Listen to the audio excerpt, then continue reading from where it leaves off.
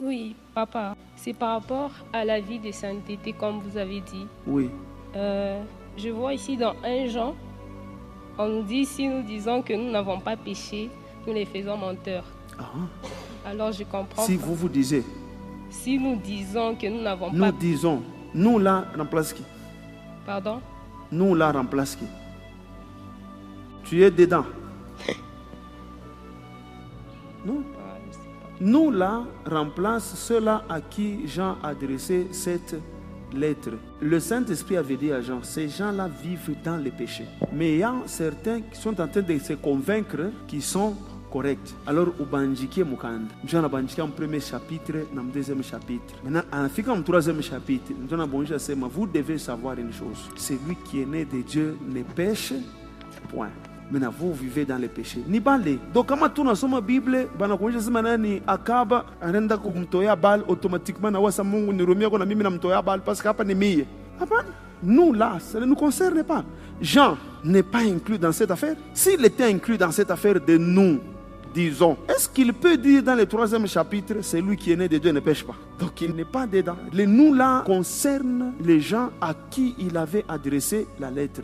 Maintenant, nous prenons cette lettre pour instruction. Je vais tout me fundisha ayo. Kubintuma il faut me jouer. Mais à mon concerné na ile mambo nasema si nous disons que nous n'avons pas de péché, nous faisons de Dieu un menteur. Ces gens-là, s'ils avaient dit qu'ils n'avaient pas de péché, ils allaient faire de Dieu un menteur. Parce que Jean a été inspiré par Dieu. C'est Dieu qui lui avait dit ces gens vivent dans les péchés. Maintenant, si ces gens-là disent qu'il n'y a pas de péché ici, donc vous êtes en train de faire de Dieu un menteur. Dieu ne ment pas. Alors, Mutu Manzambi, c'est très simple. Dans l'Épître aux Hébreux ici, quand on parle de changement de loi, quelle est cette loi-là qui a changé? Quand les sacerdoces changent, il y a nécessairement un changement de la loi. Ici, la loi sont les ordonnances liées au culte rendu à Dieu dans le temple. Ce sont ces choses-là qui ont changé. Beaucoup des églises sont retournées dans les ordonnances de l'Ancien Testament. Ce que vous faites là, à chaque fois quand vous rencontrez, vous dites c'est le temps de demander pardon et le temps de se sanctifier. C'est un rituel.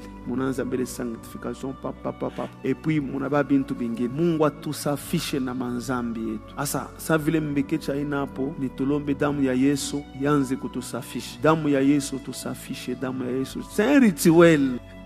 C'est une forme de rituel de l'Ancien Testament. Parce que c'est de l'Ancien Testament, avant de rendre culte à Dieu,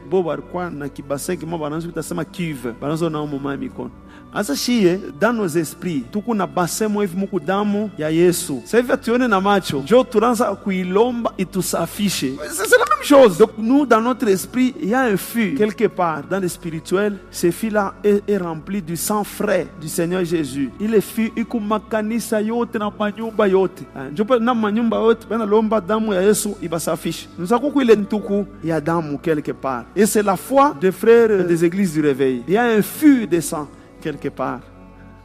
Alors, avant de faire quoi que ce soit, il faut demander d'abord que ce sang-là nous lave. C'est un rituel. Mais si tu dis aux gens c'est un rituel, ils te prennent pour quelqu'un qui enseigne des hérésies. Mais c'est un rituel. On entre d'abord au temple, on commence d'abord par dire merci à Dieu. C'est un rituel.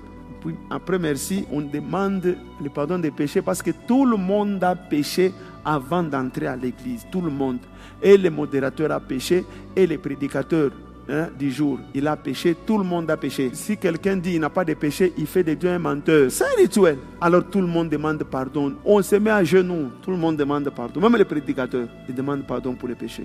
Après avoir demandé pardon pour les péchés, maintenant c'est invoquer le sang de Jésus qui nous lave. Vous êtes encore dans l'Ancien Testament. Le sacerdoce a déjà changé. Dans le Nouveau Testament, celui qui est né de Dieu ne pêche point. Donc il ne peut pas avoir le temps de demander pardon dans l'église avant le culte. Si t'est arrivé de commettre un péché dans un bus, c'est dans ce bus-là où tu vas demander pardon. C'est fini. Tu ne viens pas demander pardon à l'église. Non. Parce que pour Jésus, tu ne dois plus pécher. Parce qu'il a déjà accompli ça à la croix de Golgotha. Et l'apôtre Jean, l'apôtre qui était dans le sang de Jésus-Christ de Nazareth, l'apôtre aimé du Seigneur Jésus, selon son propre témoignage, où le moyen de vivre dans Jésus, il a dit ceci: celui qui est né de Dieu ne pêche point. C'est ça l'enseignement du nouveau sacerdoce. Alors si celui qui est né de Dieu ne pêche point, est-ce que vous aurez le temps de demander pardon dans les assemblées chrétiennes? Non. parce que vous ne devez pas pécher. Dans le nouveau sacerdoce, ni unamini acha manzambi, menatu unafundisha shikote namna kani ulichunge mumanje ya Mungu bila manzambi. Antozu kufundisha namna kani utalomba pardon pale utafa nzambi. Non, il est enseignement mu Bible inamo. Ba apôtre abakuyache l'enseignement. Enseignez-leur à observer tout ce que je vous ai prescrit dans des termes clairs. Enseignez-leur à ne pas pécher. C'est ça.